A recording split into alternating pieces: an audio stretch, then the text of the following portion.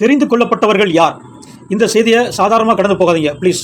ஏன்னா அழைக்கப்பட்டவர்கள் அநேகர், தெரிந்து கொள்ளப்பட்டவர்களோ சிலர் அப்படின்னு வசனம் சொல்லுது.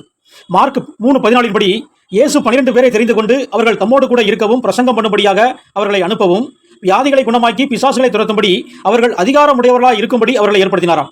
அப்படின்னா தெரிந்து கொள்ளப்பட்டவர்கள்னா இந்த வேலையை செய்வாங்களாம். அதாவது தம்மோடு கூட இருக்கும்படியாகனா அவருடைய உபதேசத்தில் நிலைத்திருப்பாங்களாம். மத்தேயு, மார்க்கு, லூக்கா, யோவான்ல இயேசு கிறிஸ்து சொன்ன அந்த வசனத்தின்படி உபதேசத்தின்படி நிலைத்திருப்பாங்களாம். ரெண்டாவது புறப்பட்டு போய் இயேசுனா யாரு அப்படிங்கிற சத்தியத்தை, சுவிசேஷத்தை அறிவிப்பாங்களாம். அதோடு மட்டும் இல்லாம வியாதியை குணமாக்கி பிசாசுகளை துரத்துவாங்களாம். இப்படிப்பட்டவர்கள் தான் தெரிந்து கொள்ளப்பட்டவர்கள் அப்படின்னு வசனம் சொல்லுது.